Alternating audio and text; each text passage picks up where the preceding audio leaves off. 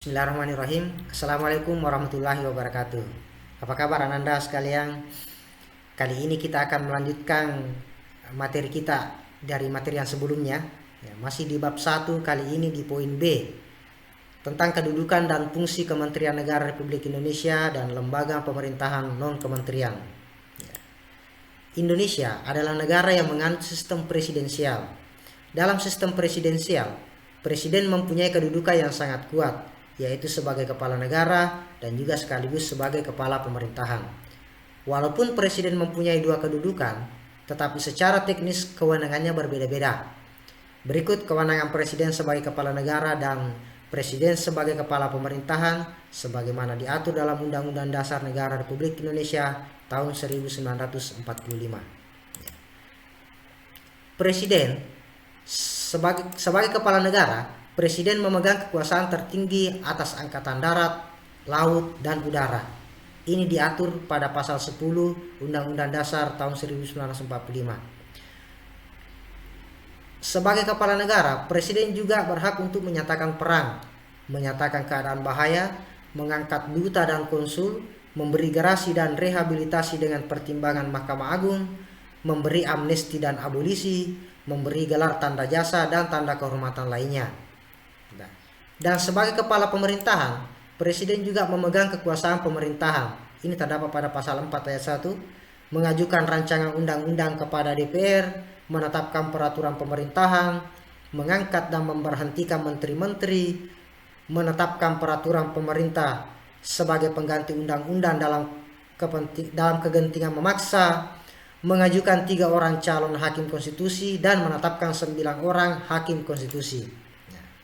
Dari uraian tugas presiden tersebut, timbullah pertanyaan, bisakah presiden sendiri dalam menjalankan pemerintahan di sebuah negara? Tentu tidak, kan? Tugas presiden yang banyak tidak bisa mengerjakan tugasnya secara mandiri. Dalam menjalankan tugasnya, presiden dan wakil presiden yang dipilih berpasangan dalam pemilihan umum membentuk kabinet yang terdiri atas menteri-menteri. Dan para menteri tersebut bertanggung jawab kepada presiden.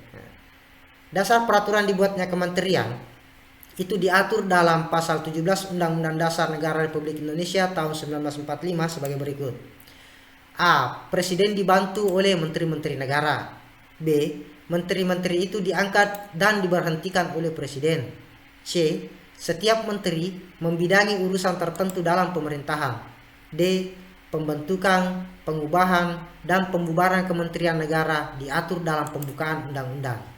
Nah, seperti contoh kabinet atau susunan menteri yang dipilih oleh presiden kita, Bapak Insinyur Joko Widodo dan Bapak Kiai Haji Ma'ruf Amin, itu diberi nama dengan nama Kabinet Indonesia Maju. Nah, selanjutnya kita lanjut ke materinya, klasifikasi Kementerian Negara Republik Indonesia. Kementerian Negara Republik Indonesia adalah lembaga kementerian yang berada di bawah presiden. Setiap kementerian dipimpin oleh seorang menteri dan wakil menteri. Dalam kabinet kerja setiap presiden berbeda-beda.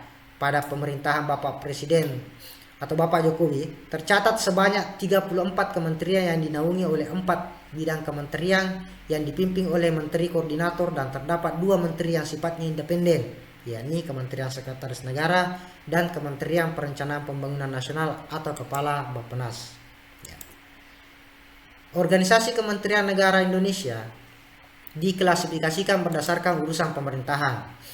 Kementerian Negara yang pertama, Kementerian Negara yang nomenklaturnya atau nama kementeriannya secara tegas disebutkan dalam Undang-Undang Dasar Negara Republik Indonesia tahun 1945 sebagai berikut.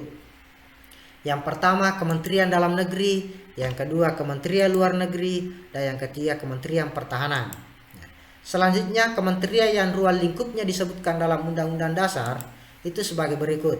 Di sini ada Kementerian Agama, Kementerian Hukum dan HAM, Kementerian Keuangan, Kementerian Pendidikan dan Kebudayaan, Kementerian Riset dan Teknologi, Kementerian Kesehatan, Kementerian Sosial, dan sebagainya. Nah, ini saya tampilkan di layar. Selanjutnya, kementerian yang menangani urusan pemerintahan dalam rangka penajaman, koordinasi, dan sinkronisasi program pemerintahan sebagai berikut. Kementerian Perencanaan Pembangunan Nasional, Kementerian Pendayagunaan Aparatur Negara dan Reformasi Birokrasi, Kementerian BUMN, Kementerian Koperasi dan Usaha Kecil Menengah, Kementerian Pariwisata dan seterusnya. Ya, ini juga saya tampilkan di layar. Nah, adapun yang termasuk dalam Kementerian Koordinator, yang pertama bidang perekonomian, bidang politik, hukum dan keamanan, bidang pembangunan manusia dan kebudayaan, dan bidang kemaritiman. Sedangkan lembaga pemerintah non-kementerian, yakni lembaga yang bertanggung jawab langsung kepada Presiden melalui menteri atau pejabat setingkat menteri terkait, misalnya Arsip Nasional Republik Indonesia, Badan Informasi Geospasial, Badan Intelijen Negara, Badan Kepegawaian Negara, dan seterusnya. Ini saya tampilkan di layar sampai nomor 28, ya, Perpustakaan Nasional Republik Indonesia. Oke. Ya. Baik anak-anak sekalian, demikianlah video kali ini. Semoga apa yang kita dapatkan hari ini menjadi berkah dan memberi manfaat untuk kita dan orang lain. Sampai jumpa di video selanjutnya. Tetap semangat belajar. Wassalamualaikum warahmatullahi wabarakatuh.